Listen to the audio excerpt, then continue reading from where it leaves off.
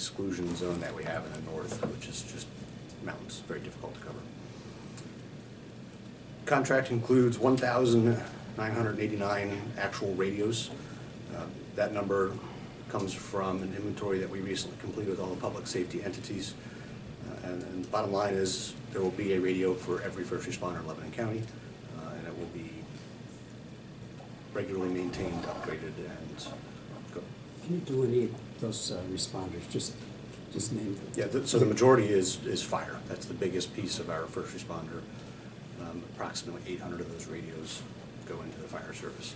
The rest is police, EMS, and then there are a few smaller entities that are on our system as well, which is municipal, public works, schools, hospital security.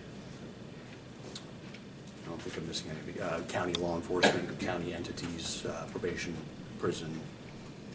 Pretty much anybody that has a need to regularly communicate with us. Thank you. I just want Public safety capacity. to.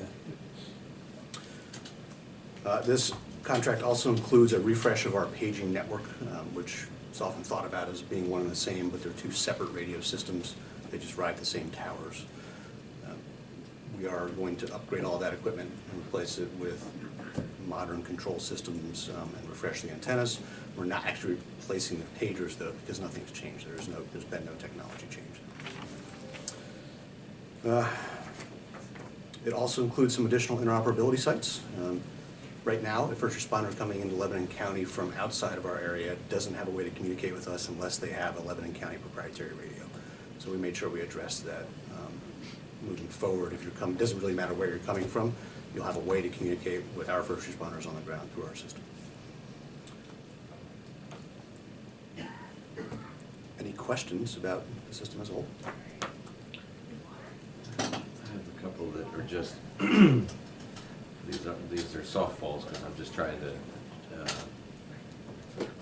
bring to the surface some of the planning that goes into these bullet points. But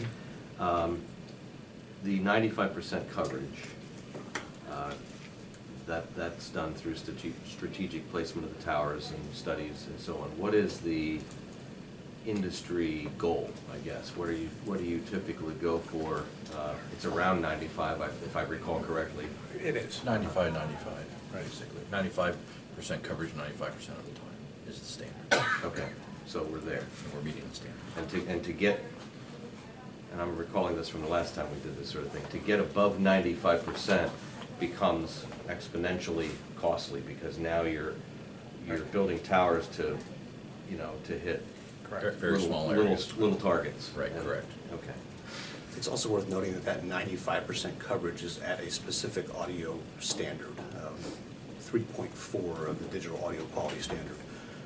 Radios will still work outside of that standard. It just might not be as clear an audio signal as what you would get in that area. So, And this includes penetrating buildings and all sorts of things, because inside of, for example, a jail, or even your new building, or hospitals, that sort of thing? that's an entirely different conversation. So the 95% is portable outdoor coverage.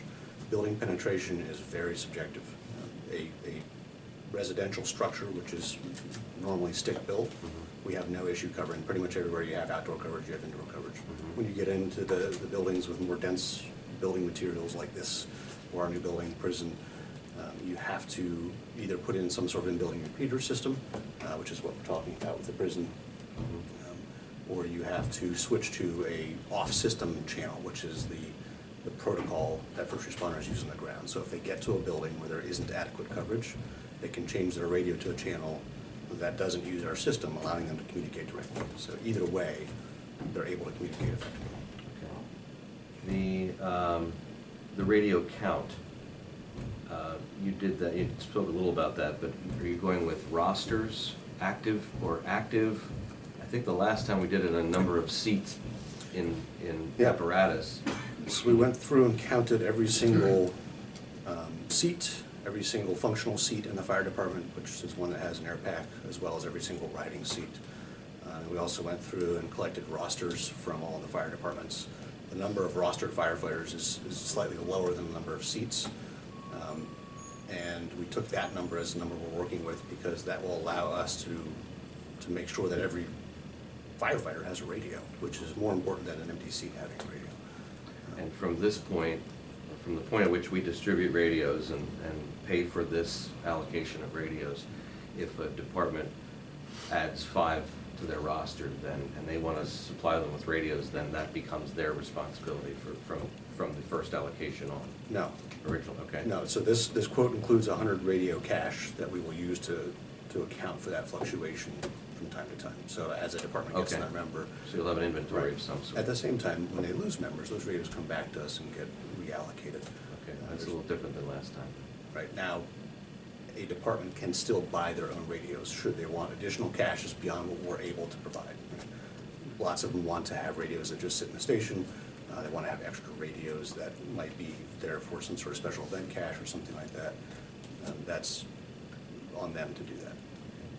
And just a comment to the ARPA funds, the American Rescue Plan funds, and I'm stating the obvious to you guys, but the reason that this was chosen as one of those allocated pieces is that this benefits, through the first responders, pretty much benefits the entire county and all residents, you know, directly or indirectly. So it's, you know, in the spirit of the legislation, I think really touches a lot more people than a, you know, a specific request.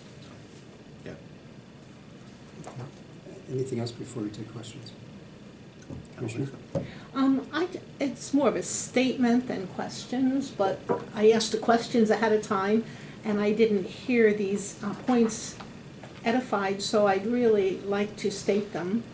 This is a non-proprietary system, and I was impressed because last time you could only use one kind of radio, so we can use multiples.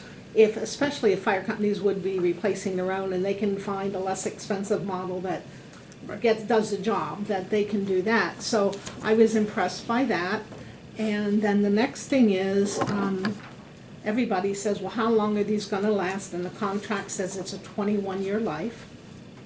So that's a pretty good life.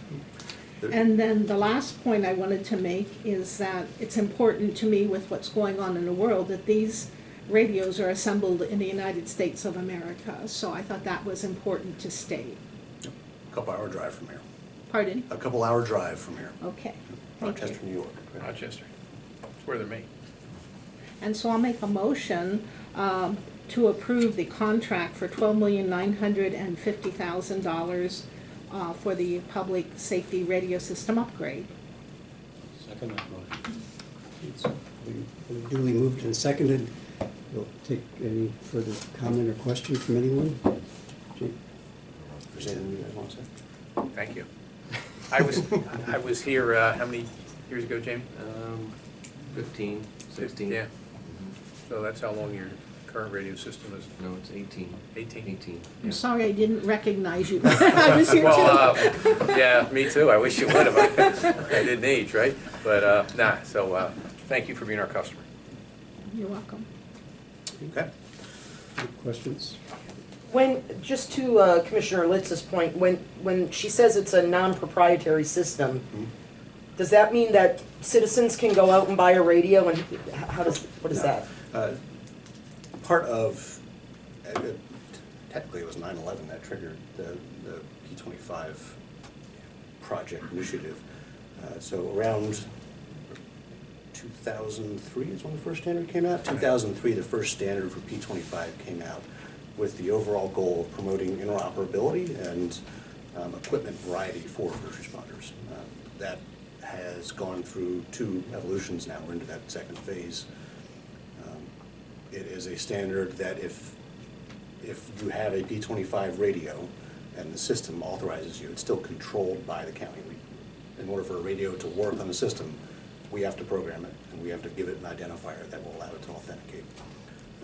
But it could be Motorola, sorry, close your ears. It could be Motorola, it could be Harris, Very painful. it could be Kenwood, it could be any P25 Phase 2 compliant, CAP certified, which is the federal certification process radio. So it promotes competition, which is a good thing. If I could expand a little bit, I think your question might be, can someone just go purchase a radio and be tuned into the communication that goes back and forth? And that, I think, was answered by Probably the in a programming of way. the radio is what gives access to that. Now, there's still broadcasting of dispatch that goes on So the that can be heard. direct answer to that is no, you cannot. A scanner will still pick up certain portions of our system. Some of it will not be scannable because of confidentiality concerns. Right. And what is, I understand 95% coverage, but 95% of the time, what would prohibit 100% of the time? Equipment failure. Okay, A tornado comes through and takes out a tower. okay, There's redundancy built in just about every piece of the system. We connect every tower in two different ways. Every transmitter, we can lose a transmitter and not have it affect our capacity at the tower sites. There's always going to be the potential for equipment failure though. Another impressive thing that I liked about these radios was that when we purchased them 18 years ago, we had some trouble inside the buildings. I can remember especially inside the Annville Fire Department with a metal roof and things like that. And the signal didn't transmit and you had to put in like repeaters or whatever they're called. And with these, they have Wi-Fi. So if there's Wi-Fi in the building, you can, and the signal fails, you can revert to Wi-Fi. So I thought that was a really nice feature. So there's a lot of upgrades in these new radios that are impressive. Yeah, it's that type of technology is going to continue to evolve. What's nice about these radios is they're really, it's a software, it's practically a computer. So it can be upgraded to support new standards as they come out. nice. Well, as is mostly the case with public safety, people only realize it's there when they need it. Your work with replacing these radios, with problems with getting parts and just timing out in general, you guys are on it, and you know it's reassuring to the public that when you explain what you're doing, everyone knows that we're getting the best that the county can provide. So that's should be reassuring to 144,000 people in the county that know that the first responders will be properly equipped. State-of-the-art technology to support effective communications from all public safety. Okay. Well, we have a motion and a second. All in favor, please indicate by saying aye. Aye. Aye. Opposed, same sign. So moved. Okay. Well, Oh, I know you. I didn't know if they had any. No. Okay. all right, the next contract that I have for the board to approve is one with MCM Consulting. And this is a contract for $667,000. Should turn this page before I start.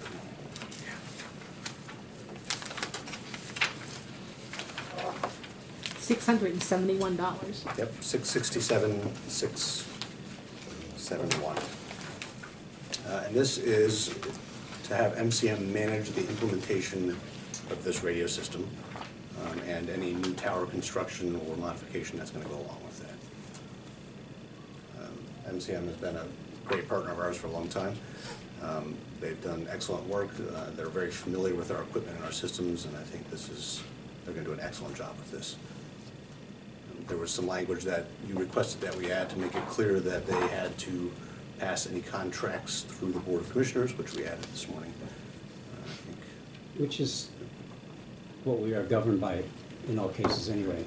Yes, nothing in this contract supersedes Pennsylvania law, so. It just clarified the language to me, that's all. I appreciate the upgrade, or the change. Okay. Motion to approve this. Motion to approve. And I'll second the motion. Okay, it's been moved and seconded that we enter into this contract. Any question or comment? Hearing none, all in favor, please indicate by saying aye. Aye. Aye. Opposed, same sign. So moved. The final thing I have is a change order request for the new building. And let me just say first, Bob, this is change order number one. This one is relatively small, comprises two different changes that were discovered. And sometimes these are going to be about materials, and sometimes they're going to be about design. Sometimes they're going to be about things that were maybe not discovered or not thought of. And these will ebb and flow. They'll all be brought to you for your approval. again, first one. While this one is an extra expense, we're also anticipating then a credit. I think there's one coming on the gas line hookup at some point here. So that's what I mean by the ebb and flow. We'll see some that'll cost, some that'll save. You know, ideally, it would all wash out by the end of the project. Nobody can make that promise, but there is a contingency in the project budget for anticipated change orders, which are inevitable in a project with this size and complexity, so. Yeah, and you know, the contingency that we built in and budgeted for this entire project is about $2 million.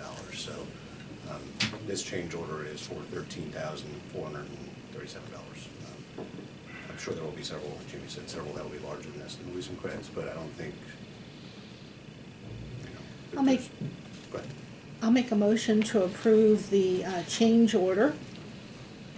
Second that. It's been moved and seconded. Any question, Jamie? Just to point out that the one is for spouting, a change to spouting and roofing, I think, and the other is a structural support for partition in the main building. And that's an increase, I think, of $13,120. I don't know if that was verbalized. That's both combined. 13,473. Oh, do I have the wrong sheet? Was that changed? This is the one you sent this morning, Jimmy. 13,437, yeah. One I said it backwards. Dyslexia is kicking in. 14,000. Undiagnosed. 13,000. Oh, okay, I had 13. And then 13,437. 437. Okay, on the front page it says 120, so I don't know, maybe I have an old version or something. Yeah, there was an update. Okay. Any further discussion? If not, all in favor, please indicate by saying aye. Aye. Aye. Opposed, same sign, so moved. That's all I have. Okay, Thank you, guys. Thank you. thank you.